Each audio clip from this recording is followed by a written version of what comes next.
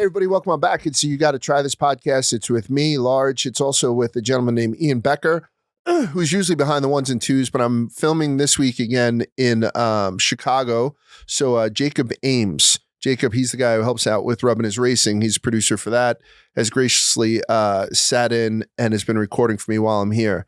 I had Mike Kadick on, I don't know when it's going to drop, either last week or 2 weeks ago.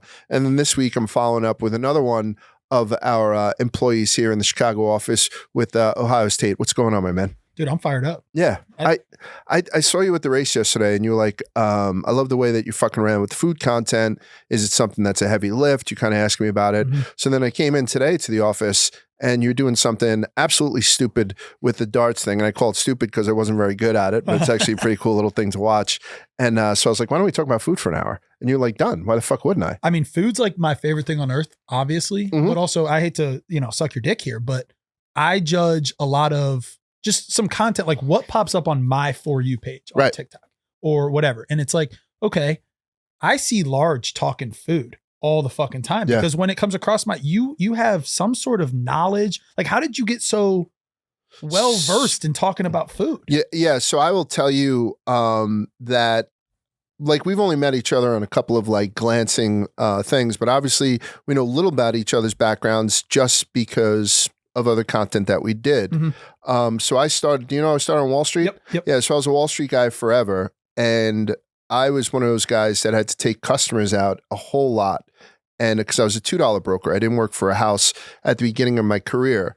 And I worked for a guy, you know that 9/11 blog I write? Yeah. About my father-in-law. So he was the guy that I was working for when I first started. He got wiped out in 9/11. Mm-hmm. But the point that I'm getting at is I had an expense account everywhere in New York City because I worked for these places. And even when I left him, gone on to work for like JP Morgan and Citigroup and stuff like that, the world was my oyster. But what we wound up doing, instead of going after, all these different cuisines, we got into this rut where, hey, I want your business, Tate.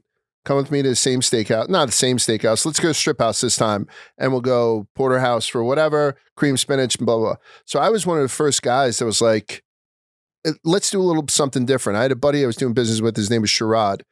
And I was like, why don't we go get our backs waxed and then go eat Brazilian? Like, as if we were getting Brazilians and an ate Brazilian. And he loved it so much that we wound up having like a stronger relation. Nothing makes you closer to a guy than getting waxed together. Waxed next to him. Yeah. So it was one of those things. And then I just was like, man, I can use this to just about go anywhere. And so my palate, just from being in New York and obviously visiting customers in like San Fran, Chicago, and Boston primarily, my palate kind of exploded because I grew up in a very traditional Irish household. My mom and dad are both from Ireland. My mom was a very good cook, considering like most Irish women aren't known to be cooks, but they didn't go out of their comfort zone. And their comfort zone was very, very fucking solid. So once I did get out of that comfort zone, I sort of opened up, I couldn't stop. And now I'm at a point, what's your most versed sport that you cover here at Barstool that you could sit down at a fucking, one of those things I hate, those electric chair things. Yeah. I fucking hate those things. So I was in one of those with your Ohio State game. That's my answer, yeah. So is it college football? It's Ohio State football, yeah. Ohio State football. Crazy, yeah. So I know that you could sit down with anyone in the world, anyone in the fucking world, and be it, the coach of fucking Ohio State or somebody who has been a football historian for years, and you can hold your own. Mm-hmm. Like I feel confident with that. And I'd go one step further and say that you could do those electric chairs probably with at least 2 or 3 other sports. I don't know where you're at in hockey. Mm-hmm. No, yeah. I don't have that in my bag. Like boxing, I could sit down and talk with anybody, but we're not a huge boxing place. History I'm pretty good at just because I enjoy it, but that doesn't have anything to do with Barstool Sports, really. But the whole fucking food thing, once I saw that was a possibility, I could sit down and I feel like my kung fu is strong with food more so than anything else in the fucking world. It's been honestly impressive. Thanks. And honestly, to the point where it's like, dude, what took you so long? Like, this is your niche. Like, I can listen to you. There's certain people you can listen to talk about things. Like Colin Cowherd, I think he's the best talker of Stephen A. Smith. You could listen to him talk about anything. When you get talking about food, like I would say, oh, that cheeseburger was really good. You're in here telling me what kind of burger it is, how juicy it is, what kind of cut it was. It's impressive. Thank you. I appreciate that. So now Tate's my favorite guest. He's back. Welcome back every week. But I will tell you, you do try to do things. A long time ago, Willie Colon and I had hosted a radio show, Barstool Breakfast, and we had started something for one season called Beats and Eats. And we went to restaurants, and Willie would line up the musical artist, and he would help line up the restaurants too. I would go into the kitchen with the chef, and I would make the meal. Then we'd come out to Willie and the musical artist, and we'd eat. And then the musical artist would perform something real quick for us. And it was called Beats and Eats. And it was, we put a fucking can on the whole thing, our first 8 episodes, around the time that people started suing people for using music on YouTube. So we were unable to put it out anywhere because we didn't get the rights to any of it. So it was dead in the water. And since then, I've always looked for an opportunity to kind of get back. So I did like sandwiches of the month. I still do sandwiches of the month. I would do like the 25 shots of Christmas where I do like a different toast and a different shot every day. I've always wanted to kind of get back into it because like that would be the end all be all for me. Yeah, just to sit down with like good people. Like I know you. We've had conversations before, so I kind of know what you're about, and I think you kind of know what I'm about, at least in glancing blows. I could have baby heads in the fridge all over the fucking place, and nobody really cares. I didn't know Kadik at all when he came in here, but you can tell, you get that guy talking about food, and it's true, right? You get anyone talking about food, and they fucking love it. So it's. I don't know anyone at this company that I couldn't have sitting in this seat right now. Well, that's what food is, such a universal, like common interest. I always love when like couples, like you go to a wedding and someone speaks on their behalf and they say things like, man, their love of food, oh, we always love that. Yeah. Who doesn't? I know. Yeah. Like, my wife's not a big food fan. Yeah. But it's something I enjoy. Yeah. So, but I would tell you, like my dad, I say this all the time. He went like for 15 years, never eaten anything out of a microwave because he thought it caused cancer. Like, there are people who won't go out of their comfort zone and they're just kind of cool with what their palate is now. And I don't know why that kind of incenses me. Like, I'm like, let's keep trying shit. That's why my kids are so good at that. They didn't have any choice. Same way then? To be, they're, for the most part. I mean, they're not assholes like me, but they're certainly, like my son sometimes picks out stuff and I'm like, oh shit, that's good of you. Like, so it seems like it's coming along. Before we get started, Ian and I say this at the top of every show. If you could drop in, like, subscribe, whatever people ask you to do. And if you drop in a 5-star comment, whatever the biggest comment is on any platform, comment a question and we'll try to get to the questions, at least one, an episode. So he just sent this to me. It's from a guy named Michael. I don't know if I could, Michael Friedman. I don't think he's embarrassed of his last name. Amazing history lesson and a fun listen as always. He's talking about the 4th of July episode we did with Captain Cons. Thank you, Cons, for coming on again. Large, here's a hot take. Give me grief for. I fucking hate crumble cookies. I love cookies in general, but theirs are overpriced, way too cakey, and just tastes like straight sugar. Do you agree? And where do you go for your favorite cookies? Do you know Crumble? Yeah, I do. It's huge. Right next to one. Right. And they're fucking popular. Yes, they are. My daughter, who's 15-year-old girl, she's my daughter, loves them. So like if there's a new flavor, and I think that's one of the things that keeps them relevant, they're constantly like putting in new flavors. I'm not a huge fan, but I haven't had a lot of experience. Do you like this place? No, I thought that was an incredible take right there. Yeah. Because there's nothing like one of my favorite foods in the entire world, my number one dessert. Like, what do you want for dessert, Tate, for your birthday? It is always going to be chocolate chip cookies. Get out of here. Warm with milk. I want chocolate chip cookies with milk. And they do a great job with their marketing. They have a great business model. Yep. Hey, you got to go try the new crumble cookie. We've got the cinnamon toast crunch. Yeah. They're going crazy with it. This thick. There's so much icing. I just feel like it's almost like a novelty item. Yeah. When I think the original is the best. Yeah. People say, it's high fat, high sugar, high this. I get that. High priced. It is high priced. I live in New York. What's not? I think that they're a little underbaked too. Like, you're the same. So if you're saying you like a cookie out of the oven, you want to have some chew to it. You want to have some softness to it. There's a gentle balance to that.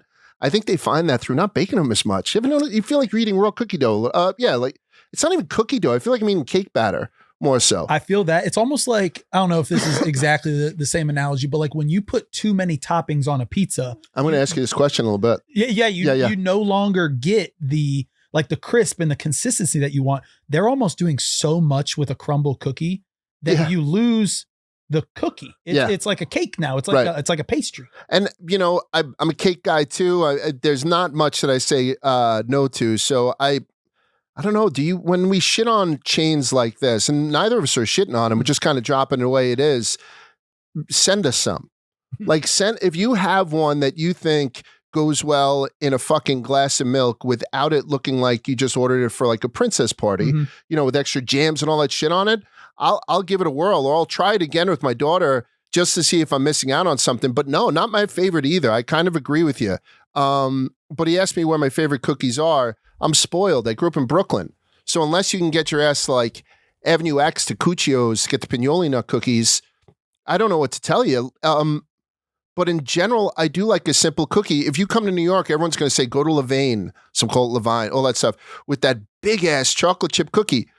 If that's your thing, again, we're not here to yuck anyone's yum. That's cool. If crumble's your thing, go fucking nuts for it. But if you're in New York, even so black and white cookies, they're all over the place. The black and whites. So they're sort of a cakey cookie as well. Then it's half vanilla, half fudge. And there's a place that used to be in Brooklyn. It was called Lesky's. And they made a traditional black and white. But instead of like a gummy topping on it, which I have no problems with, I love a good black and white. Theirs was like a whipped frosting, a whipped fudge and a whipped vanilla frosting. So sort of like crumble, they did a lot on it, but that worked. That was like rigid and perfect. So my favorite cookie of all time was black and white from Lesky's. My favorite cookie right now, probably number one with the bullet, is a Pignoli nut cookie from Cuccio's in Brooklyn. And then I don't know, like I don't know where I go from there. Cookies, I think, are such an interesting topic because like you're naming like famous cookies or you get it. I mean, you know what my favorite cookie is my grandma's recipe that then gave it to my dad, and my dad makes them I think cookie is the one where I don't even want it to be fancy. I don't want the world famous. I want a cookie fresh out of the oven and I want to dip it in milk. And it's not as easy as it sounds either. Cause like I said, my daughter who likes crumble cookies, she bakes at home. Kids don't necessarily take to cooking right away, but they love to bake, particularly like my daughter and her friends, and they don't get it right. It's not easy. Like they want to do it from scratch and all that stuff, and it's very difficult to get right. I'd much rather they buy that tube of fucking Toll House and whack, because I'll eat that all day, every day. I agree. Give me that with a cold glass of milk, and I'm fucking done either way. But so that's the answer. Crumble, yeah, I'm not on board with you, and I think that the reasons that you're saying, but mine is that they just seem kind of fucking underbaked. And then Cuccio's is number one with the bullet. So send those in, 5-star reviews, whatever you need to do to get me paid. By the way, I'm sitting here with Katic. Did I tell you this? So I'm sitting here with Katic doing this thing right before I have you. And again, these might be spaced out, the episodes.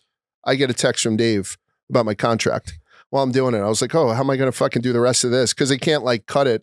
Jacob's nice enough to be doing this for us, but everything worked out okay. But sometimes when you get that, it's like when are you on texting turn? Like this had to be a special occasion, right? Yeah. So I tell people all the time, if you look at my phone, I have a Core 5 because I have a wife and 3 kids. And so even if you put it on Do Not Disturb, I can get alerts from them just in case one of them falls down a well.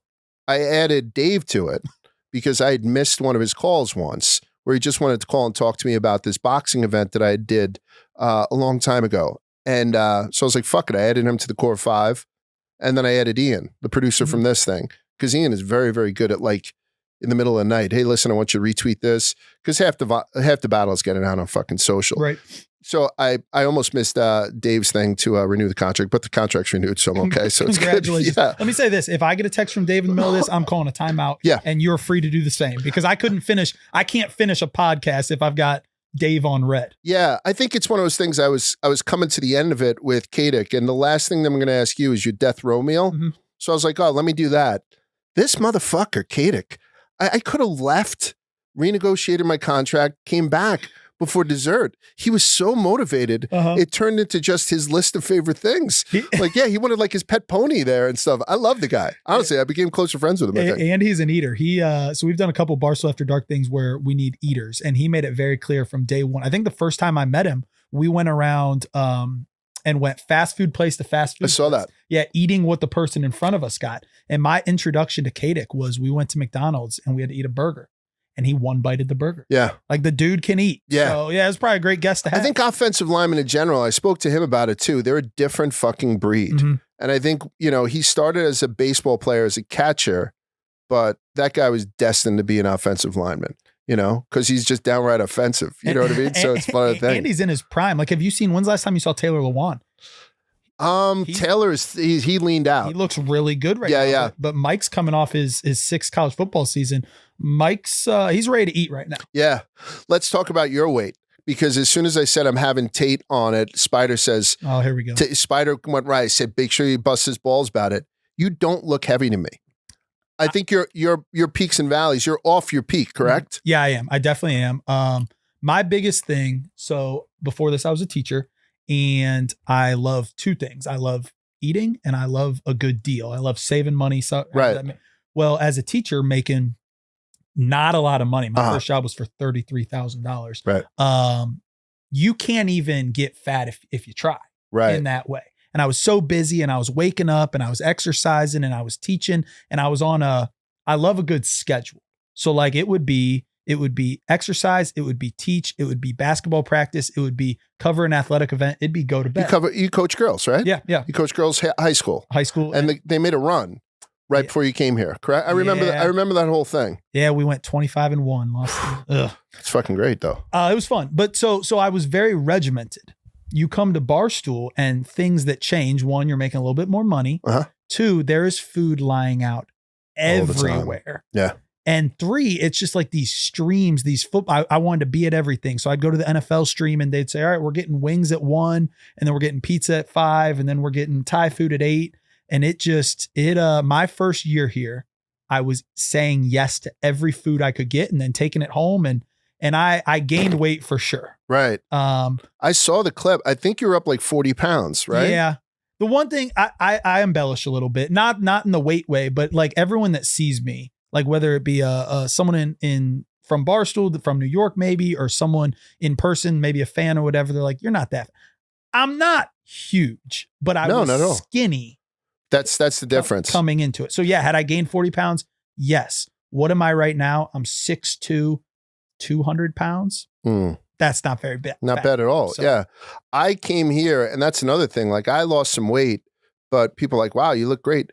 I'm actually slightly heavier than when I started at Barstool 7 years ago. Okay. So I came into Barstool probably like right around 260, and I'm 6'5". Mm-hmm. So I was a big boy. And then I got up because doing Barstool breakfast with Willie, I blame Willie. I got up to like 324. Wow. And then I'm back down to like 265. So if you look at a picture of me on my first day here at Barstool, maybe I'll find out if Ian put it up. I'm standing next to Ellie Schnitt. Do you remember that name? I do. She was here for a little bit. Just from the baseball stream. Oh, yeah. So she was very good at that. Yeah, I liked Ellie. And like she and it looks sort of like how I look now.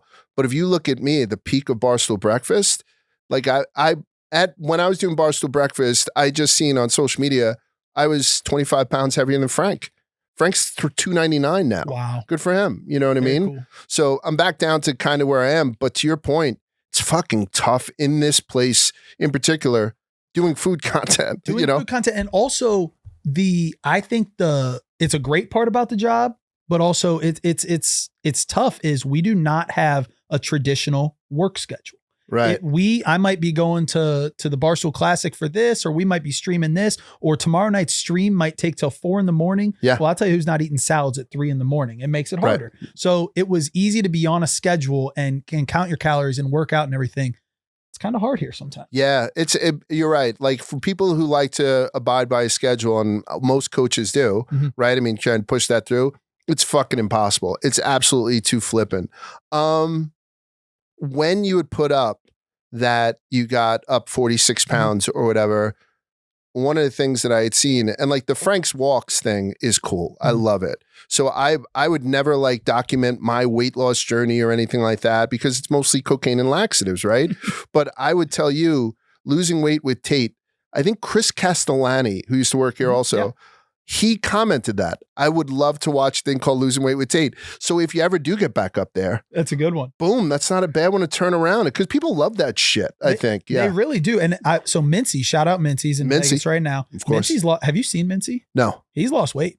He's lost legitimate. Oh weight. no, yes, he has. Yeah, and I would tell you that Mincy looks like would be a skinny fat guy. Mm-hmm. Do you know what I mean? Like even if he lost it, he would still strike me as a skinny fat guy. But he's starting to actually become a more skinny guy. Yeah, he works really hard at it. I'll absolute full credit. He works. He will be in here running his 6 miles. We thought a funny stream idea.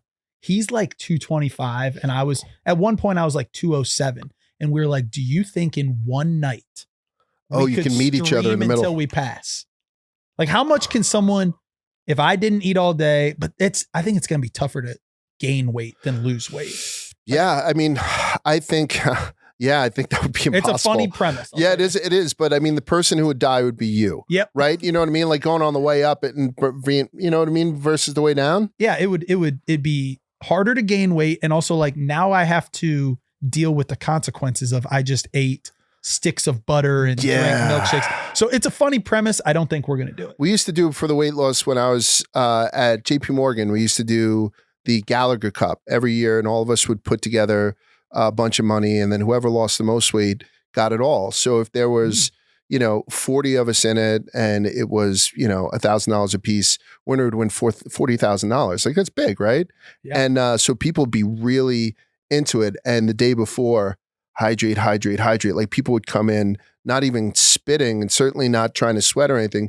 Try to get themselves up. That way you got a little bit, but always kind of fucked you too. Like that's no way to start a diet type thing, especially that type. But it was something that we all did. And I think everybody, I wound up doing one with, what are the Hard Factor boys. Remember the news guys that we had in here? It's always been like food and weight loss, particularly if you're in the United States, has always been something that people want to fucking talk about. I was going to talk to you about one of these, after dark type challenges, because there were some guys that I follow on social. What the fuck are their names? Two dudes. They're very, very nice guys. They do this challenge called the 6-12-18-24. And it's the Makeshift Project. These guys have huge followings, much bigger than I'll ever have. But 6, 12, 18, and 24.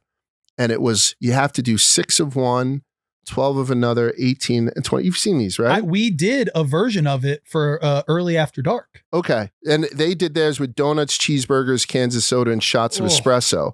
And I can't get my mind around that. And I think it's a bigger like question to ask you, because can I do 6 shots of espresso, but 24 cans of soda, 12 donuts, and 18? Like it is something, but you're doing something coming up that I think we can promote now definitely. At the ballpark, which I fucking love. So talk to me about what that is, because I think it actually makes more sense than me trying to do 24 shots of espresso. Yeah, is that even? I don't think you'd survive. Yeah. That was my thought on that. Yeah. But no, so we're taking this is probably the most excited I am for a stream. So thank you for bringing it up. Of course. But the 999 baseball challenge is a pretty common, people like to go do it at the game, which is you go to a baseball game and within the 9 innings, you have to eat 9 hot dogs and drink 9 beers. Yeah. White Sox Dave made it famous here at Barstool. He did it at a White Sox game. Now, that was before the pitch clock. So now there's a pitch clock in baseball. Right. Yep. Games are substantially shorter. So we've done stuff. Did he have a problem getting a 9-9? He said that he did not have a problem getting to it, but also I think his game was like 3 hours. Okay. And now it's like, dude, you could have a game in like 2 hours and 10 minutes. Oof. Much different. So we thought about doing that, but everyone does that. So we came up with the idea of taking a baseball team, and we're taking our biggest, fattest bunch. Right. Like we're taking our team. We're all going to be dressed in full baseball uniforms. Wait, who's the baseball team? Just people from Barstool? Only Barstool office. And it's going to be in their full uniform. So I'll be wearing a Guardians jersey. Like T-Bob will be there. T-Bob, yeah, he's my guy. It's me. It's T-Bob. It's got to be Kadick, no? It's Kadick in a Pirates jersey. It is why am I blanking on this? It's Max. Oh, Max is a big boy too. It's yeah. Max. It's Beef. Oh, Beef. Yeah. Beef's a fucking big guy too. Yeah, Beef. Holy shit. Beef's a big guy. Eddie's a big dude. Cubs jersey. We are taking, do you know who Ronnie Deutsch is? I don't. He comes in on the yak and does the case races. Okay. But he's just a big time eater. Dana Beers. Oh, Dana's big. Yeah. You're a big Ohio guy, right? And so born and bred, the whole deal. How familiar are you with Ohio cuisine? So I'm from Akron, Ohio. Okay. So grew up until I went to Ohio State for college and then moved down to Columbus. I would say this. I think I know what Ohio food is. Right. But I'm also not a technical and fancy, like you might know things about Ohio food that I don't. A Buckeye. So Buckeyes, like those are the ones I know. They're chocolate with the peanut butter in them, right? Family recipe. My dad is known for a couple things. And one thing he does is every Christmas, since as long as I can remember, he rolls up peanut butter. He dips them in chocolate. You leave the top fill so it looks like a Buckeye. Yeah. And then we deliver them to the neighbors. Cincinnati chili, which I mean, the Skyline chili jumps out to me and everyone knows it. I did the Skyline chili did a collabo with Graders about 6 months ago. So I did their Skyline chili ice cream. Was it good? Yeah. So it was very, Skyline chili has like those warm spices in it, like cinnamon and small spice and whatnot. And that's what it was. It wasn't like chunks of ground beef in it, but there were chunks of the oyster crackers in there. Ooh, so it was cinnamon ice cream with oyster crackers in it for all intents and purposes. Graders is Columbus, I believe, right? Graders is Cincinnati as far as I know. And it's Ohio. Okay. It's my favorite ice cream in the world. Wow. They're black raspberry. Black raspberry chip. And so if I'm in the Cincinnati airport and I've been there a bunch because of Rough and Rowdy, you land in Cincinnati and then you drive into West Virginia. So I get Graders at like 6 o'clock in the morning. Okay. It's one of my things. Montgomery Inn is another place. Are you familiar with that at all? Barbecue sauce? That's a barbecue. Yeah. I got Geta. Do you ever have Geta? Now that's like a liver mush or like a scrapple, but I know it's made with, I used to think it was only made with like pig's heart, but I know they make some other organs in it and they mix it and it's a breakfast dish. It's one of I've seen some of the ones that they're saying are Ohio foods. I know a lot of food. I don't know all of them. So Geta, you don't know. Never even heard of it. Okay. Geta is elite if you like scrapple or liver mush, which I happen to like both. Shaker lemon pie, I never heard of, but it's known as the pie where they use everything but the pits. They use the rind, the pith, and the essence. Everything of it goes into it, which I want to try. Johnny Marzetti. Have you ever heard of that? That's like is that an Ohio thing? They say it's an Ohio thing. It seems to me it's like a pasta casserole kind of, right? Yeah, my mom makes it for dinner. It's one of my favorite things. Now I'm excited because that is something that if you were to ask me like one of my 5 favorite dishes my mom makes, I would say Johnny Marzetti. Really? But I didn't know it as an Ohio thing. And I think everybody outside of Ohio, or at least the Ohio area, would be like, I don't know what the fuck that is. I can tell you right now, I never heard of it till today. I know what a coney is. I know what Cleveland style Columbus style pizza. Do you know what that is? So I don't know. What is Columbus style? They swap out mozzarella. They have a sweeter sauce. They swap out mozzarella for provolone and they cut it into like, you know how you get that tavern style where they cut it into squares? They purposely whack it right down the middle and then they whack it across. So you have like long strips from the pizza. Yeah. And I think that it's very, very good. But I'm looking. Donato's is Columbus. Donato's does it like that. And they're a Columbus company. Yeah. Then they put a bunch of stuff in here that I don't think is just like sauerkraut balls. Yeah. I think I'd like that as a nickname and a fucking dish. Like I don't mind that shit at all. Yeah. And then fried perch, which I think you can't claim for anything, but that's basically it. Like if you look at Ohio foods, it's pretty fucking hearty, but it doesn't go off the reservation too much. So as a guy who grew up in Ohio, how good are you as a cook? And how big is your palate as far as an Ohio guy now living in the city who just went up and down at least 30 pounds? Where are you at as far as where your palate is, Tate? So my palate, I would say, is this. Definitely grew up middle class and my parents also grew up maybe middle, lower class and everything. Like the amount of things that I have not necessarily tried for the first time since moving to Chicago, like I had sushi before. It's not like I had, but I'll tell you a great example of this. Stu Feiner comes here during the football season. One of the greatest. And he might take you out to dinner and be like, hey, try. I have tried more foods or learned more about foods going to Stu Feiner's dinners during football season than I had in 30 years of life. So I don't think I have a very even classy or educated palate, I would say. What's the best dish you've never tried?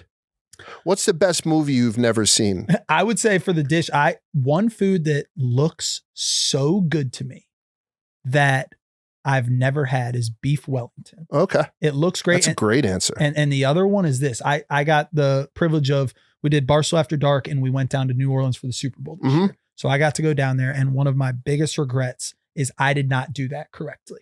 Okay. I cannot believe that I came back from spending 2-3 days in New Orleans and did not do, what is it? Jambalaya? Yeah, gumbo. that's a fucking travesty. You didn't do any of that? I think, man, I'm embarrassed. I fucked this up. I walked down the street and it would honestly be like going to New York and being like, oh, New York pizza. Let me get the $1 tourist slice right there. Yeah. And being like, I had a po' boy and it was Trash. Terrible. Right. I didn't do jambalaya. So I would love to do that type of Cajun food stuff and also beef Wellington. I would tell you right now, mincy, when I was in New Orleans the last time, first of all, for anyone who's going to New Orleans, you have to go to the World War II Museum. I've been to a lot of museums. I go back to history a lot. It's the best museum in the United States. Really? They do a very, very good job. From the moment you walk in and fucking Tom Hanks gives you like the background and like that Band of Brothers type feel to it throughout the whole thing. You can't get to the whole thing in a day. But New Orleans is an elite food town. Mincy's very good with moving around in that place. I've used his recommendations a lot. I think T-Bob's from there. Is T-Bob one of those? Yeah. And plus Megan. T-Bob played at LSU. Right. So you got so many fucking people here. It won't happen again. You know what I mean? That would get you to the best, the fucking roast beef po' boy with the debris on it, the beignets, etouffee, gumbo, or jambalaya. I mean, there's so many fucking things down there that you have to have. So that might be the best dish you never had. Yeah. Like kind of curling up to a nice big bowl of crawfish etouffee inside of it. And I was there, Large. Yeah, there. You missed it. Yeah, I think too, like when you come to New York, it's, you grab a bagel, you grab a slice, you do something like a corned beef sandwich or pastrami sandwich or something like that.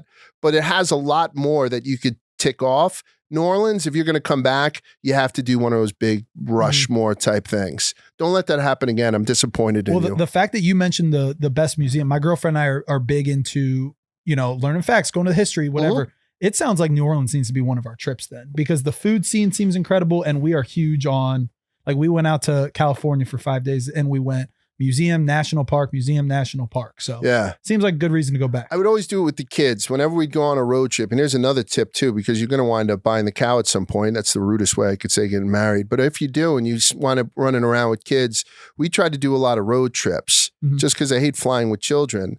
And every time we'd go from northern New Jersey to, let's say, Busch Gardens, I'd always make sure that there was a minor league or a major league game so we could stop real quick in DC, see a Nationals game, then keep going down, or grabbing anything at a local minor league baseball park with the kids, because they treat them like fucking gold. On top of, I need restaurants, I need museums, I need all that shit.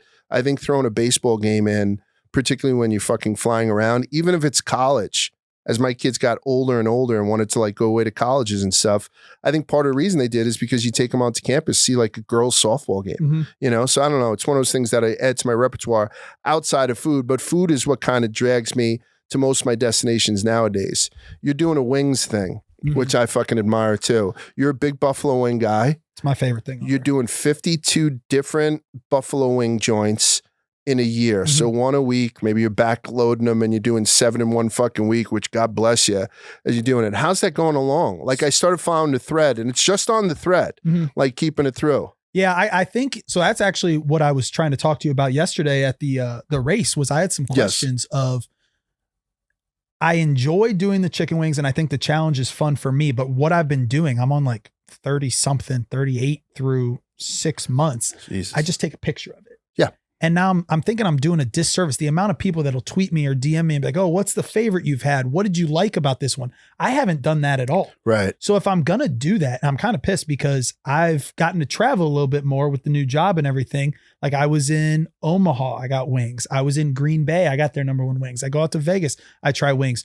Why am I not setting my phone up? Well, I thought it was a whole big production that you do because it's so good. But you were like, no, sometimes I do it guerrilla most of the time. I will tell you though, like once you start going down the road of judging them, it's like a slippery slope because somebody always is going to have a problem with what you're saying. And we don't, it's like punching the fucking tide. But you just haven't tried them all. Like buffalo wings are so, when Dave picked pizza, that's the most perfect thing to pick because Dave can have that same slice of pizza in Brooklyn, California, and Florence, right? Like, so he's got this universality to him.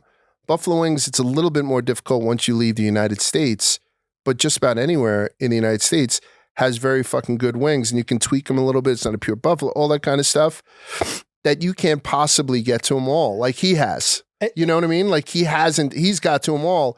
And I don't think you want to disrespect some of these people that you're going to because they did such a fucking good job. That's why I was asking about it is because everyone wants to know what my leaderboard is, what my record board is. Right. Even if you ask me right now, where's your favorite chicken wing? I don't know, man. If you get the right chicken wing, I can have like 30 different places that Peg make like porker in Nashville. Yeah, it's like there's different. Like I like the blue cheese here, so I'm trying to refine how I'm gonna review them because I think it's tough to say. Dave is the best at it because Dave's Dave, and there's so many different pizza places. Right. But how do I if I give this place a 9.7? It's tough to beat that, but it's tough to be. But you've done 30 some odd of them already. So you do actually have a little bit of empirical fucking evidence. Like, you know what your best one is right now, but I don't think you'll ever give anyone a 10, just like Dave won't. So you can always strive for somebody to really blow that best one out of the water. Yes. What I think I'm going to do. So I was obviously the teacher and I use that in some of my content. Sure. I think that I am going to give a report card. That's good. So you might give an A on, like you can judge it on their crisp, on their meat, on their appearance, on the ambiance, on the TV situation, on the blue cheese, on the buffalo. Yeah. And you give it, like everyone's got to have a buffalo sauce, but then you ask your waiter, what's your next specialty sauce? It might be a lemon pepper here, or they might want you to try their Asian zing here. You give your grades and then you can give them a GPA. Yeah. Like I can see that. Dave has the 0 to 10 scale. That's what Dave has. Yeah. I think I'm trying to find a way to differentiate a little bit and be like, hey, this place had great blue cheese. That doesn't have to make it the best wing place in the world, but it can be something like, hey, Tate said that their lemon pepper hot were really good here. I will tell you that if you did 32 so far, somebody's the worst out of those 32. And they don't deserve for you to say that they're the worst wing that you had, right? Because you've only gone to good places, like unless you throw in a couple of trips to like some really bad fucking fast foodie type wings, you know what I mean? Like you can't break anyone's heart. But if you kind of level the field, I think that's probably the gentleman way. I go to a lot of restaurants with the intent of taping and putting it out just like I do any other restaurant review. And when that restaurant is not good enough for me to recommend, I scrub it. I don't give bad reviews.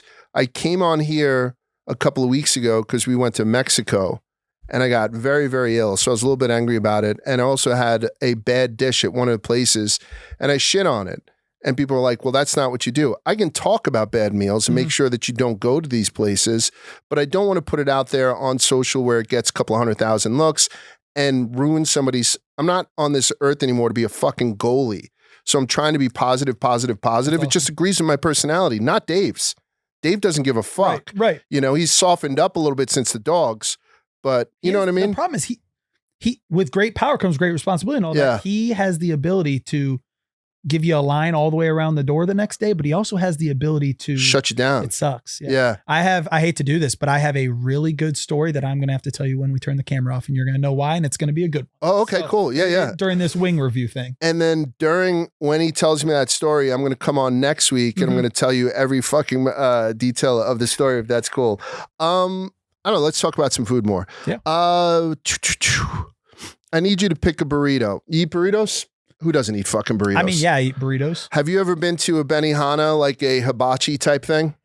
Like, where they cook on the flat top, the whole deal. You've been to one of those, course, right? Yeah. I like them. I think that they're good meals. Them. Yeah, they're a lot of fun to go. And obviously, I love those 2 little ashtrays with the sauce they give you and all that stuff. You doubling up on the yum yum though? Give me all of it. The yum yum sauce. That's right. So some Benihana place now is said, fuck it, we're going to do the Benihana meal in a burrito. Really? So we're going to go fried rice. I think the noodles are in there, the shrimp appetizer, whatever protein, your yum sauce and your fucking hot mustard, whatever the hell it is. Boom. I've never heard of that before in my life. That's the one. Bojangles, popular chain. Bojangles has a breakfast burrito. Sometimes breakfast burritos don't turn me on, but they're sausage, egg, cheese, and hash brown, but they also put sausage gravy in it, which I've never seen anyone do. Wrap that up flat top. So I'm asking you, Sophie's choice, gun to your head, you can only have one. Do you do the Benihana burrito or do you do the Bojangles sausage gravy burrito? You can only have one. You can't sit on a fence. I can. This one's easy for me because I think that the Benihana burrito makes their product not as appealing to me. I would rather have it as served. I am not a big breakfast guy. My entire life, it has been like, I'm not an eggs guy. Like if you said, what do you want for breakfast? Dude, I want heated up Pizza Hut from the day before. Okay. So I want something like that. So I think if you take breakfast food and wrap it in a burrito and put some sausage gravy on it, that makes breakfast better to me. I think I would rather have the hibachi style food. That is a thoughtful answer. That was an easy one for me. So when I asked Kadek, I said, give me one person from this office you think would choose the Benihana, because sausage gravy to him is like a sex lubricant. He was like, oh shit, give it to me, right? And I said, pick anyone. I was like, maybe Za, I said. Okay. Like maybe, just because he's got like his exotic palate. And Kadek said, you. Really? He's like, he's taking the Benihana. I was like, I'm it's not one of my set questions. I sent you some of the set questions, but it's not one of my set questions. So I'm glad to say that Kadek was absolutely fucking wrong. Yeah, he's wrong on that. Yeah, okay. So he thinks he knows people. He doesn't know fucking anything. What's the most overrated food or drink that you think people pretend to like? You see them sitting down there enjoying it with their pinkies out, and you're like, this is all fucking bullshit. You're going to get me in trouble here. No, please. I have an answer. Go. I think the problem is there are certain foods that are Instagram. Or drink too. Like if you see someone, but go ahead. Yeah. I think that the generation of Instagram and TikTok and everything likes to, like they say the food eats first, or they take the picture, the camera eats first. Oh, I can't believe I'm going to say this. Okay. I like oysters. I do. I really like oysters. Oysters are hot in the streets right now. Everyone gets those seafood towers and those oysters because they like to put it on Instagram. That's my take. They're prettier than they are delicious? Yes. Okay. Is that a crazy take or no? It's, you know what? Oysters is not a crazy take because you have so many people out there who are like, I'm not doing that, ashtray full of phlegm. Like it's something that can turn you off, and they are having a moment again. You're absolutely right. I'm actually heading up to somewhere in Cape Cod with Sydney, and we're going to rake oysters at like some oyster farm. By the way, she's fucking extraordinary. Yeah. I love Sydney. So she's like, will you come up, just rake some oysters, shuck them, maybe like roast them on the beach and shit like that? I'm like, fuck yeah. What a life. And I'm going to need to watch that because here's why I think it's oysters. Sure. I do like them. My girlfriend and I are definitely on an oyster kick. We like to try them. We like to put everything on them. I am not at the point where my palate can tell you what a really, really, really good one is compared to a medium good one to a good one.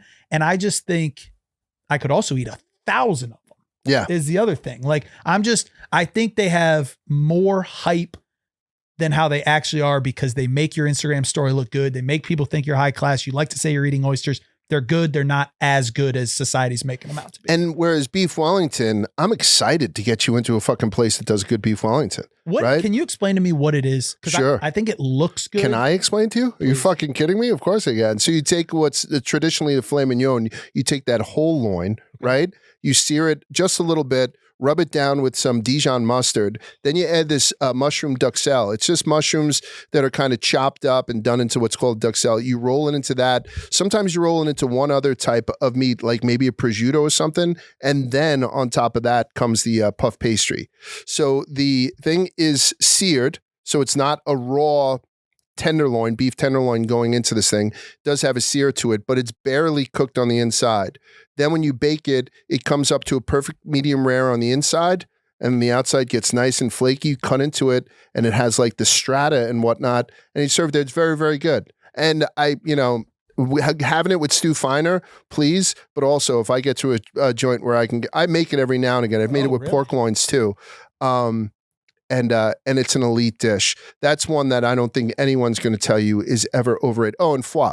So they sometimes have some foie in there, which is something I that absolutely just made love. my excitement to eat it larger than it already Yeah, was. It's very much worthwhile. And then obviously got like these deep gravies with it and whatnot, which only fucking, I don't know, adds to it for me. So it's something I probably would do. But yeah, I think oysters is kind of almost a safe answer. What about, I got one more then. Same type of thing. Tell me if I'm saying it wrong. Is it acai bowl? Yeah, acai bowls. Yeah, people like to put them because they're purple and you get to put them on your Instagram. I'm 100% in line with you in that. Those are very good. There's a place called Playa Bowls in my town and it tons it. And I just don't understand it. I don't understand it at all. But if you were to ask my kids, particularly my daughter, again, I don't know why she's getting so much fucking shine.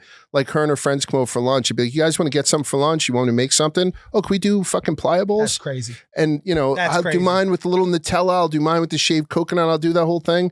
But yeah, that's something that I haven't gotten on board with. One of the forefathers of the acai bowl craze, fucking Kate. Really? Kate had hit me when she was still in New York and said, Large, I want to buy stock in acai bowls. How do I do it? I'm like, what are you talking about? Like how would you? And it's because she had a Playa Bowl in her town. It was privately owned company, so she couldn't buy stock and necessarily trying to do like it's called a pick and shovel fucking trade. If you can't get this, you buy whatever makes this. And I was like, I don't even know if those things are going to take off. And she was dead right. Wow. I should have went about maybe I should have bought a fucking franchise because this was 4 or 5 years ago and the things have only gone. So Kate's sneaky. She's fucking sneaky astute. Yeah, wow. Yeah. She's good. So you do all these late night challenges and stuff.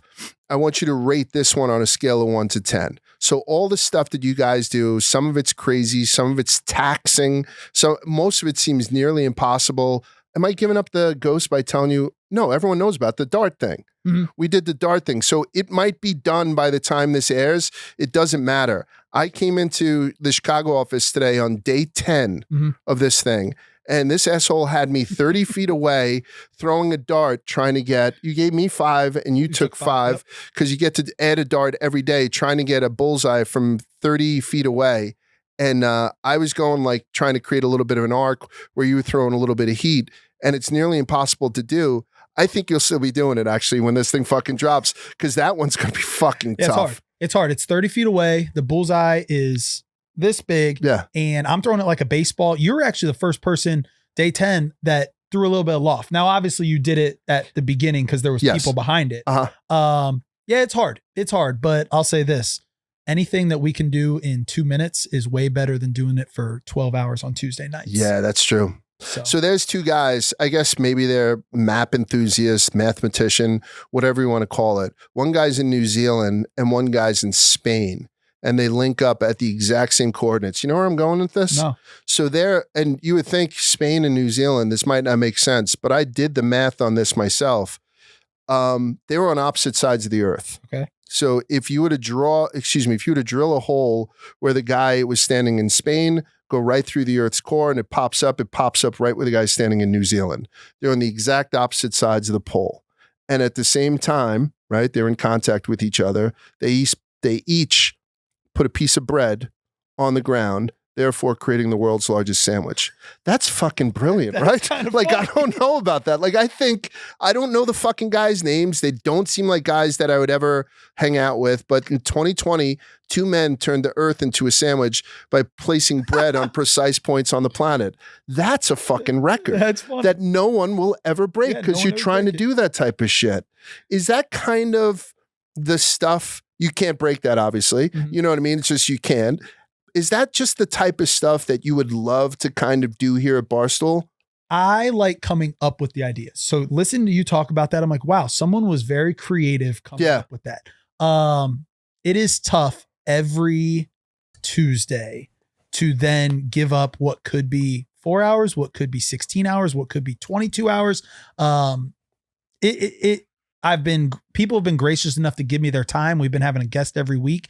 I love coming up with the ideas more so than like, here's a quick example is we did it for like 6 weeks and then we did a fun one instead of something punishing. Right. And we got some feedback online. It was like the number one YouTube comment was like, we've lost the plot of Barstool After Dark. This is supposed to be torture to our employees. Oh, okay. What the fuck did I say? We're not doing a torture stream. It's the way it is. Yeah, I like coming up with the ideas, but they want to see you 8 hours in whining and crying about it so they can tell you how soft you are. And it seems like that's where the content is going more so now than it ever has. Embarrassing people athletically, also showing people just how little they know on the dozen, you know what I mean? Or in the little questions and whatnot.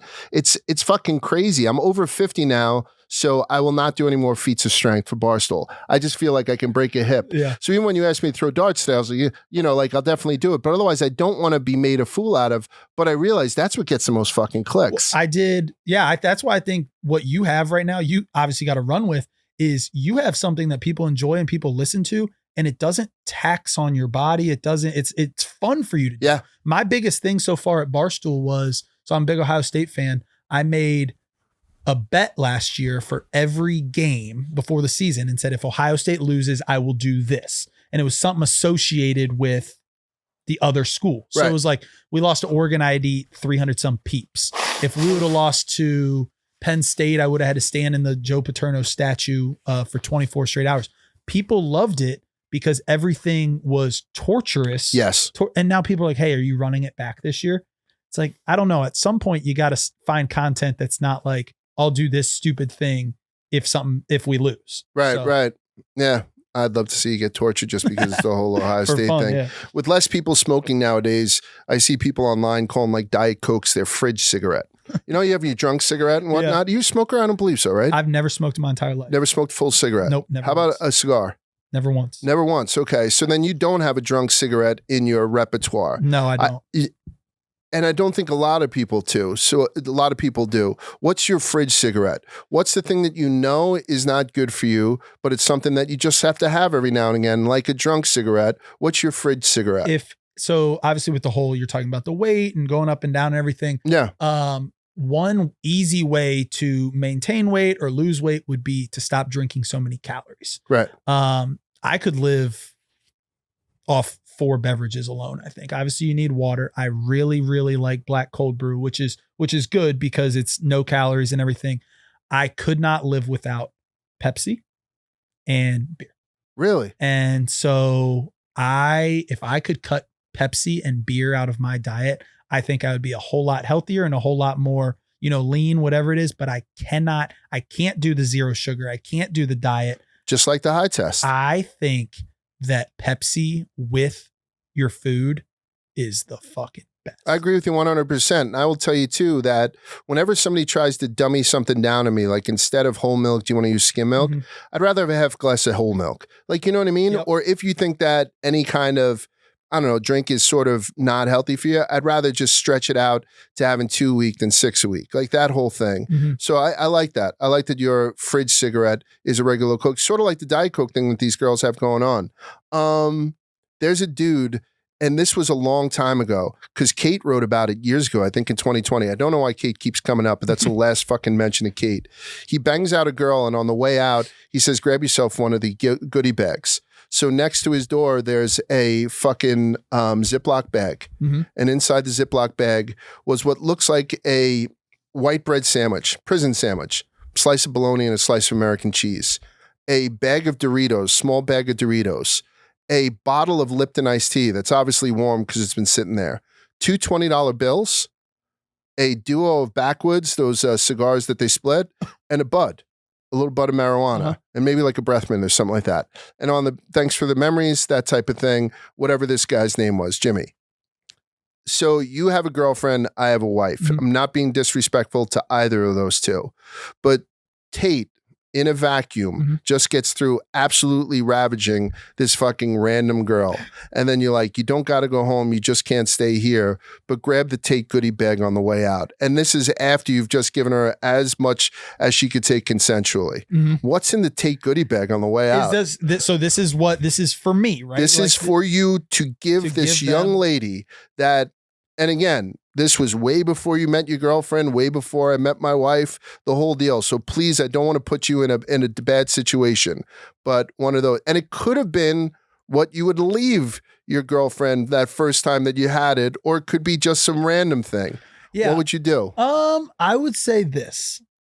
I'm not gonna say chicken wings because that would be a present for me, but it would be a reminder of them. Yeah. I would say, and that's a little intense. Like having a bucket of wings there every time would be tough to time. You know what I mean? I would say this. I would say that if we just hooked up, it probably wasn't the most. It's a one night stand. Yeah, and it probably wasn't the longest experience. No. She's probably hungry and she's probably needs some drunk food. She might be a little disappointed too, right? Yeah, okay. I'm probably gonna send her home with a nice box of pizza. There you go. Because she probably needs dinner still. Right. Yeah. Get a little bit of nutrients inside her. I think I'm gonna keep that question. Yeah, that's a good one. Because I think at some point, like I heard Jeter gave girls Rolexes. Yeah, that's why I thought you were going with yeah. that. Yeah. I think at some point I'm going to run into somebody and be like, oh yeah, I know exactly what it is. It would be your quarter water, like the whole deal, like not have to think about it and know exactly I don't know what my answer is. Yeah, I was going to say, I wanted to hear your answer. I think that's a really good, almost like if you had time to think about it and actually prepare what the Tate or the large like goodie bag on the way out. That's a good question. Maybe like a little gift certificate to Starbucks just so they can get some caffeine in them. And I don't know what else. I guess maybe like one of those small things of aspirin, like, you know what I'm saying? Because I'm so huge, gifted. Like, I just think it's one of those things where I probably punished her undercarriage. I don't know. I got to think of that a little bit more because we're trying to come up, like inside the actor's studio, there was that old pretentious guy who'd ask the same 5 questions at the end of the thing. What's your favorite curse word? When you go to heaven, what's the first thing God says to you? I'd love to have those that would be universal. Because like right now, one of mine is how do you take your eggs? You don't like it. Yeah, I'm not a big fan. So it's like one of those things where it's like a pass for you, right? Yeah. And then if I ask you, what's your favorite beverage, hot or cold? Not the one that you have to drink for the rest of your life, but the one that you'd be most sad to see go for the rest of your life. You know what I mean? Yeah, no. So what is it for you? I think everyone has an answer to that. Yeah, I would say, so what's crazy to me, and I don't want to be like generic or whatever. I know people love He's coffee. generic, yeah. I was not. You said. I was not a coffee drinker for 27 years of life. I don't think I had one cup of coffee. Really? I now have cold brew every single day and I would drink it as soon as I wake up, and I'll probably have some more before I leave here today. It keeps me going, and I could not do without cold brew. Really? Black cold brew, and I'll make it. Dude, But you went from no coffee to black coffee? So you're a real coffee lover. I love the taste of coffee, yeah. Because I know there's people out here who are like, oh, I'm so addicted to coffee. I'm like, oh, what's your coffee order? And it sounds like it came from Baskin Robbins. Yeah. You know what I mean? I would turn it down. If you told me right now that if it was anything other than, like if I have to go to Starbucks or whatever, it is black cold brew, and that is what I drink. I don't want any syrup in it. I don't want any sugar in it. I've really lost my taste for sugar as I've gotten older. Really? Yeah, I'm not. Goes back to the crumble thing too. Way too fucking sugary. Way too much. Yeah. What's your drink? I want to hear that. So I'm a tea guy. So I could. So even with my family, like I got the kids involved with it. My wife, I brew a pot of tea, sit there with the strainer, the whole deal in the little one. Because when you get married, you get all this china that you don't fucking use. I have so much unused china that I haven't even opened up. But we go the whole 9 yards in a tea cozy and the whole deal. And I got to be honest, I would miss not having that. Some of my best memories as a kid is drinking tea with my mom and dad. My mom and dad both weren't coffee drinkers. Again, they're both from the other side, filthy Irish. And yeah, like tea is it for me. And not iced tea or anything like that, but just a brewed Irish black tea is something that I don't think that I could live without. Hearing you talk about that, it's different, but another answer would be my family is a beer family. Beer to me is we're going to the Cleveland Guardians game or we're tailgating for beer to me isn't not even like drinking to get drunk or not even like I could not do without beer because it is a social event that like brings me joy is how much like our family. Yeah. Did you pack the case of beer? Oh, you got the cooler of beer for the vacation. We are, beer to me is a social and fun thing. Have you gone further what kind of booze game do you have? Are you a big boozer? I'm getting older. I am in my beer era. I really, really, really was into shots and liquor and this and that. But now we have like responsibilities and get up the next day and I stay away from liquor. Do you think you're going to be a guy who goes to, instead of reaching into the fridge at night to have 3 or 4 beers and watch fucking Ohio State lose to Notre Dame, do you think you'll ever say, no, I'm going to do a fucking bourbon? My dad, I'll send you a picture next time I'm home. My dad has made that switch and it will be eye-opening. How old's your dad? He is born in 64. So okay. what's he, 60? 61 Yeah. I'm very close to your dad's age. It's crazy. He needs to get a bourbon everywhere he goes. He does the lotteries. Our entire closet, like I'm telling you, this entire wall would be filled. He has bourbon bottles. I think he ends every single night gets in the hot tub and drinks bourbon. That's fucking awesome. Crazy. So there's a guy out there, Mr. Ohio Tate, Mr. Ohio State Senior, who gets into a hot tub where is he, in Akron? Yep. In Akron. He gets to a fucking hot tub in Akron and just pulls on a couple of fingers of fucking every night. God bless him, man. Yeah, he just came. He visited he came to the Cubs series this past week, and he had to go to 3 different liquor stores because he wanted to take bottles back with him. Is mom still around? Yeah. And does she drink also? She is more of your seltzer, or she is a woman that drinks beer, which I don't think is the most common thing in the world. That's cool. Yeah. She'll have a beer, she'll have a liquor. She will do bourbons with my dad, but he is into it. She's a drinker though. Really? Mm-hmm. I kind of feel like if I went over to the Tate household for a holiday, I would be pleasantly surprised. Yeah, you would. I would, right? It's like real down homey and hearty. Yeah, fireplace in the basement, watching whatever. The one thing I'll say when you were talking about Ohio foods, one thing that isn't necessarily a food, but the Great Lakes Christmas ale. Don't know it. Great Lakes Brewing has a Christmas ale that I think, at least it's famous in Ohio. You would come over and my mom would make you the cinnamon sugar rim and she'd pour the Great Lakes Christmas ale into it. And those are like 8-9%. So we'd have a couple of those around the fire. I love when people talk fucking positively about because you just don't know what you're doing to your kids. But the way you're speaking about how your mom serves you a Christmas ale or your dad has a thing, you're speaking about him fondly. Yeah, and I think that's the fucking greatest thing in the world. Like, you know what I mean? Because as far as what's his legacy that he's leaving behind, it's a couple of kids that don't think he's a douchebag. Yeah. It's all I want. You know what I mean? So I think I think it's kind of fucking beautiful. Lucky to have that. Ever be eating something that strikes you? How embarrassed you'd be if someone saw you eating it? I clean up after my kids, and I think people would be shocked to know how many times I eat out of a garbage can. Like if I'm cleaning off a plate or doing something like that, and my kids are good at cleaning up after themselves, but I often see something, I'd be like, oh shit, that one goes back to me. I got one for that. I am so... I'm a sucker for sauces. Like I want to put sauce on everything. I want to dip into everything. And there are a couple sauces that I like so much and it's embarrassing, but it's just what I am. If I'm opening a sauce, I'm licking the lid. Yeah. If I have finished my last chicken wing or finished my last chicken tender, but I've still got some honey mustard left, I am really around. I love sauce. Chipotle, the vinaigrette there. Yeah. I had Chipotle last night. I pour it on my burrito every time I eat it. I'm sitting at home. I might lick and it's embarrassing, but like, man, I love sauce. I hear you. With Chipotle, are you like with everybody else who said this thing's gone downhill? Yeah. Okay. Are you? I haven't eaten it lately. So I feel like going back and seeing if it's fucking awful. Because I used to like Chipotle and I just haven't gone just because I'm doing this now. Whenever I go out to eat, I try something that I haven't tried before or something that I know will be good. I can't be like, you got to try this Chipotle. But I have an idea. Some guy had said that what they're going to do is open up a restaurant and just simply name the restaurant Old Chipotle and just give you the old portions, everything. And to me, that's fucking genius. Is that something a Chipotle guy would dig? It is such a good idea, but I will have Chipotle's back on this. Go. My guess might be that guy goes out of business because I don't think I'm mad at how I answered your question. Go. Chipotle back in the day was so great. It is still good. Like my burrito last night, my chicken burrito was like $9.65 and it filled me up and I didn't finish it. It was so good. Chipotle back in the day was serving like $6.35 burritos with the double wrap and all that. Yeah. It was too good to be true is what Chipotle was. Like everything in this world is expensive now. Yes. So I think they get a bad rap. Now, sometimes they might serve you a bowl that looks like trash and it's skinny and it's you take a picture of it, it's like, what is this?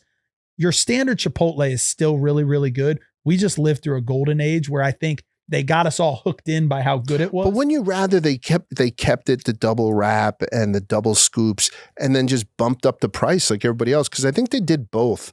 They reduced and they bumped. And Tough that's what gets combo. people fucking crazy. Yeah, I think your guy's onto something. He should Old do that. Chipotle, It's a good right? name. And I don't know the dude, but it's just, I don't think, as long as you don't use the same font or the same pepper or something like that, I'd be like, oh shit, the old Chipotle. Because you even started to reminisce about the golden days of fucking Chipotle. If I can get you there again, that might be the place, right? The first one, now there's one in my hometown, but the original, I swear it was one of the original Chipotles, not like number one, but we would pay, I was in like 7th, 8th grade, you would pay someone $20 to take you to Chipotle and then buy their burrito. That like Chipotle, the original Chipotle for $6.50 for a chicken burrito, and they're double wrapping it. Hey, I'll take extra of this, extra of this, extra of this. It was a time. Yeah. You need to put 5 toppings on a pizza. You can't put 4 because 4 is too easy. And 6, I think, is a little bit egregious. You can just rattle off 5 toppings, and I'm going to tell you that sounds fucking disgusting and that there is no pizza out there, structural integrity to hold that up. What are your 5 fucking toppings? I have to counter with one thing real quick. Go. So I'm a teacher. I'm living in Grandview Heights, Ohio, right by Ohio State. And I'm living with 2 roommates, first year out of college, or third year out of college. And Boy Scout comes up and he's like, hey, do you want to buy any of these Papa John's pizza gift cards? So Papa John's had given them free pizza cards, and whatever they could sell them for, that was their fundraiser. And so it was for an up to 7 topping. That's egregious. Pizza. 7 toppings. And I said, how much are you selling them for? He goes, they're $5 each, sir. I said, and how many do you have? And he goes, I got 75 of them. So I did the math. I had cash. I came back. I bought all 75 of them. Wow. So should I make this 7 toppings? No, you shouldn't. That's what the reason is. I was an idiot because I was like, oh, that's great. You can throw this. Once you get past like 4. What's your traditional? If I was, and this isn't like a Detroit style or, a Sicilian. This isn't one that's going to be very sturdy. I'm talking about a round Neapolitan slice of pizza. What's your go-to to order from it right now? If you said, what do you want on your pizza? And I wasn't thinking about anyone else and it was just for me, I still just like pepperoni pizza. Okay. I think pepperoni is best. But as I've gotten older, things I like to add onto it, mushrooms would be. So pepperoni, mushrooms. I've gotten really, really, really into black olives. So have I. Yeah, I love it. Yeah. Love black olives. So then I would have to go green olives too, because I'm not that. And then onion. Right. Okay. I'm not an onion guy. No. So give it to me. Those are your 5? I think so. Give it to me. So pepperoni. Yep. Both olives. Both olives. I'm not going to give it to you. I'm going to give you 1 olive. Fuck you. Yeah. You know what? That's the first person who tried to cheat on this, by the way. Onions is a definite one. Green peppers. No, mushrooms. Yeah, now I'm fucked. Yeah. I really tried to weasel my way. You did. And I would tell you can add some sort of sauce. Okay. Like not marinara sauce, not anything, but like Mike's Hot Honey is on the table. That type of thing. What gets me here is I am not, like I'm out on sausage and I'm out on ham. Like I'm out on the second meat, I think. I just want pepperoni. That's a bold statement. Fuck. All right, I'm going to bacon. You go to bacon. I don't mind it. I'm going to bacon. You're like, I don't want too much meat, so I'm going to bacon. Bacon's different though on pizza. It is. It's like little pieces of it. It does hit a little different. I usually like to do a little bit of history while I'm on the podcast, so I will tell you because we just brought it up. Little Caesars, you've been? Of course. I've never been. No. I've never been to Little Caesars. I've probably been to Little Caesars in the triple digits. Really? Yeah. $5, dude. Little Caesars was started by Mike and Marion Illich in 1959. They franchised their first store in 62, now have over 5,000 locations, but they had a lot more before that.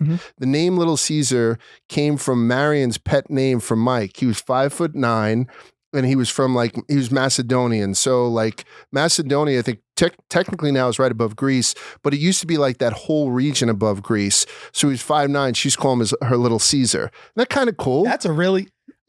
that's a really good story. Kind of cool. I thought I knew about Little Caesars. The family owns the Detroit Tigers. So Mike was a shortstop in the farm system for the Detroit Tigers, got an injury, so professional baseball didn't work out for him. They put their whole life savings into this pizza thing, did so well that they bought the Tigers, they bought the Red Wings, they bought the Fox Theater in Detroit. Some people say there would be no Detroit without the Illich family. Wow. That's how fucking hot that they were. And on top of that, Mike died, but somehow Marion's still alive. She's 83, maybe 93.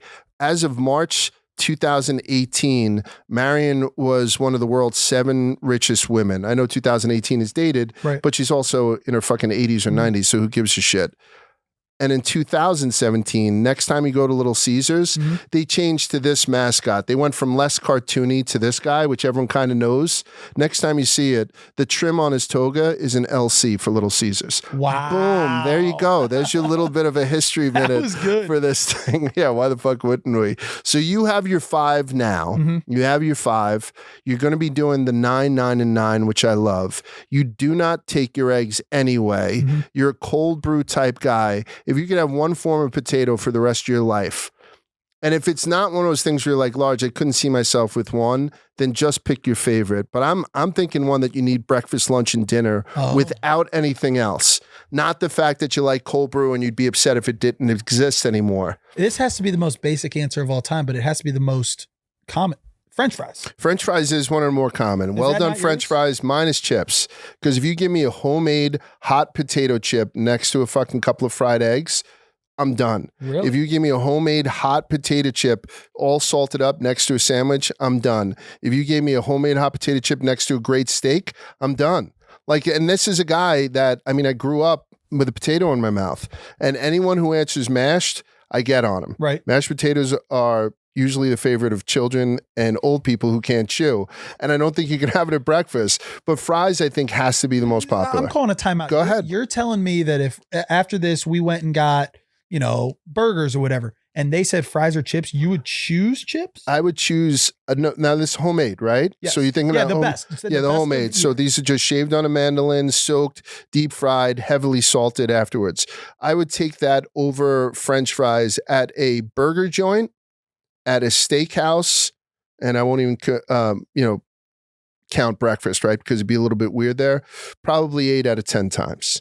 Easily. That is eye-opening to me. And if you want to cover something with anything like French fries with cheese or loaded fries, as opposed to doing it with homemade potato chips, I don't respect you, because potato chips maintain the structural integrity a lot more than French fries. French fries turn into a lop of shit when you cover them in cheese and ranch and this and all that shit. I think potato chips are a little bit more sturdy. I'm with you on that in a way where I don't want chili on my fries. I don't want cheese on my fries. I don't want these loaded fries, these Reuben fries and everything. I want my French fries to be crispy still. And I can tell you right now, I've been to 1,000 places that do homemade potato chips, and they almost always do them well. I've been to 1,000 places that do French fries. Half of them don't. Half of them don't. I am more disappointed in French fries than I am with my main. A ton. People don't do they don't take the time to do them well. And believe me, if you double fry a French fry and duck fat and stuff, I will eat it off of out of the small of my wife's back. There's no fucking, I'm not being an asshole here. But if you go gun to my head, only one for the rest of my life, I'm a hot potato chip with a fucking bullet. Wow. What food to you is Tim Duncan? Not flashy at all. Puts up big numbers consistently without making much fanfare. So you can go, I use the ice cream truck thing all the time, where I go for the strawberry shortcake or the bomb pop or the fucking Mario Brothers with the gumball nose. But every now and again, I just go to the old ice cream sandwich, and it never disappoints.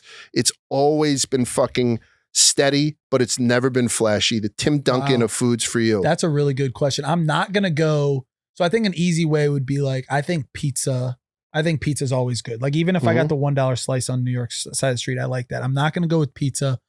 So I think Tim Duncan. You can't go with pizza because some pizza is very fucking flashy. Like, there are people, like Dave rates them, and, you have all the commercials for them and stuff. You never see a commercial for a fucking ice cream sandwich. Like, now you do every now and again, because they have this new one called Fat Boy, and it just has a good marketing thing, Fat Boy. But, one of those ones that you don't see, like Tim Duncan. Is there a better example than Tim Duncan for a sports guy? No, when I think of that, I think of consistency. Yes, like consistency. Like, you're going to get 20 and 10, double. Tell me, I'm going to give you 2, and I want you to tell me which one's a better answer. I think mozzarella sticks hold up. I don't think there's any great people do not advertise them. Yeah, you're absolutely where's the number one mozz stick in the world? I don't know, but I know that I always like mozzarella sticks when I go wherever. The second one, I don't think you can ever go wrong when you start at a Mexican restaurant and you get a nice little chips and queso. I'm sorry, or even chips and guac. Chips and guac, chips and salsa, chips and queso. I think you're right. They're never the star, but particularly when I go to Chili's, which I know isn't a Mexican place or whatever, but my family loves that chain. If we sit down, I fucking love the chips and salsa from Chili's. Whatever you think of my palate, I don't give a fuck. I think that they're elite. And every time I go to a Mexican restaurant, I'm like, please, can you cut me off after 2 baskets? Like that type of thing. It's like a bread basket, kind of is a Tim Duncan too. Warm bread with butter. But I think that's the one that I like. That's a good one. I think I like the chips and queso. Did you see me light up like a Christmas tree when you said Chili's? Why is that? I have to tell you this. Chili's right behind us. Cacharita. Go ahead. And I told Spider about this. My dad. So my dad was really, really skinny through college and then got pretty big. And then now he's absolutely in shape.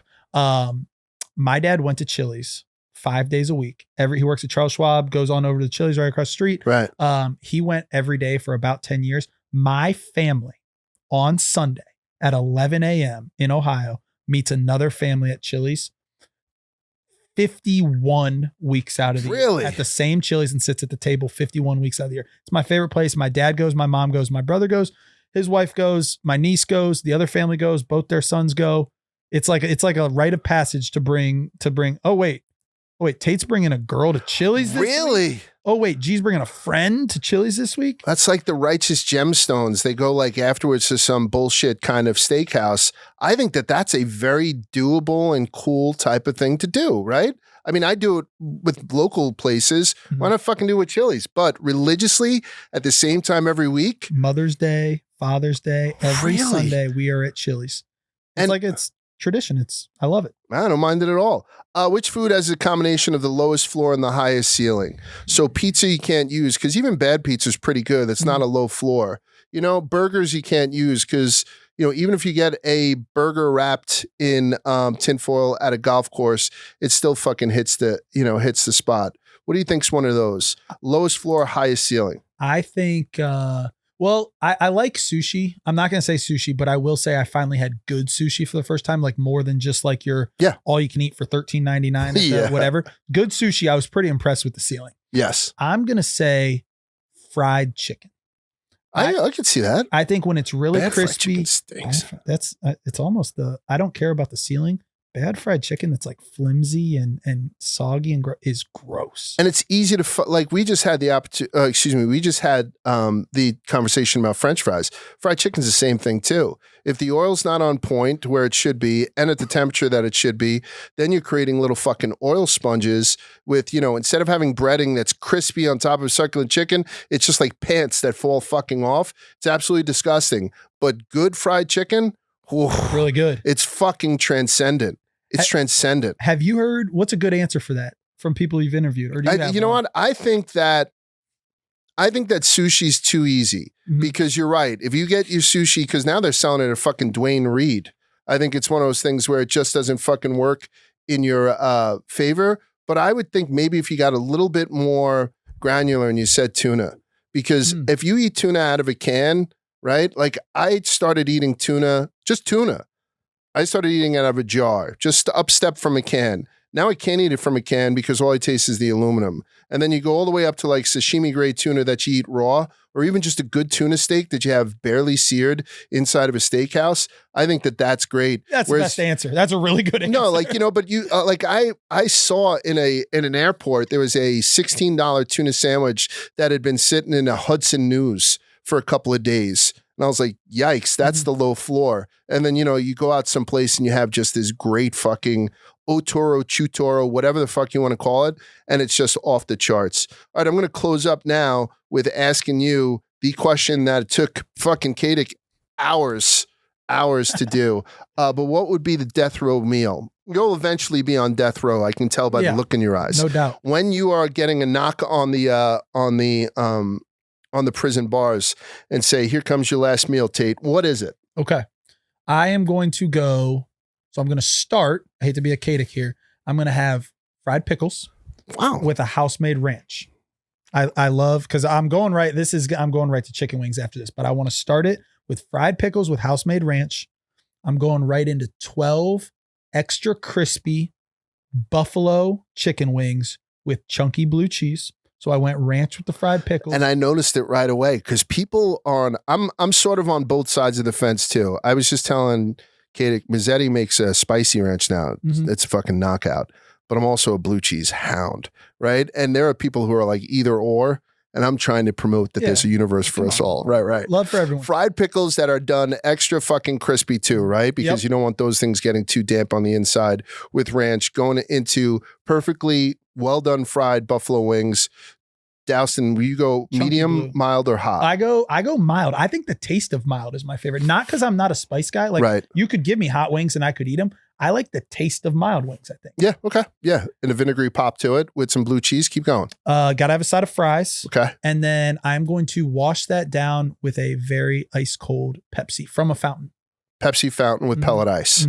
Anything for dessert? I would go warm chocolate chip cookies with a glass of milk, and then I'll see you guys around. And you eat it all at Chili's once a week with the whole fucking family. Thanks very much for coming on, Tate. I really appreciate it. We were just talking this morning, and I was like, will you come on? He's like, yeah, definitely fuck with it. I gave you like 5 minutes of prep time for it, but I really appreciate it.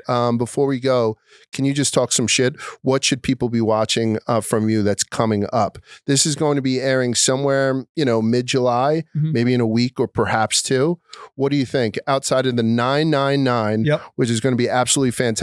What else do you need to talk some shit about? Yeah, we got Barstool After Dark. Good news. Really excited that it was pitched to me when we took it over. It was going to be till football season, because then football season kind of takes over. We're going to go 52 weeks a year now.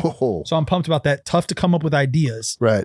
So one thing that I'm excited about, we are going to do, I'll pitch another baseball stream we're going to do. We're taking The Office in August to a baseball field. And so there's 27 outs in a baseball game. We're going to try and make 27 outs in a row without making an error. So it might be White Sox Dave at third. It might be myself in center field. It might be Beef at first base. It might be, and we're going to have to, they're going to hit it, and we're going to have an intern or maybe a high school baseball team run to first. We have to make that play and get them out. If we make it, then there's going to be a hit to right field. And that's cool. Mincy might need to catch it. So we need to throw a perfect game as an office. We could be at out 26 and they hit it to left field. And, Hannah Montoya dropped that one. Right. Back to fucking zero. That's cool. All right. So you know where to follow him. Follow him on all socials and tune into everything he does. And on behalf of You Got to Try This, keep sending in the positive reviews. We appreciate that. And if you want to slide a question in, I'd be more than happy to answer it. And we'll see you next week on You Got to Try This.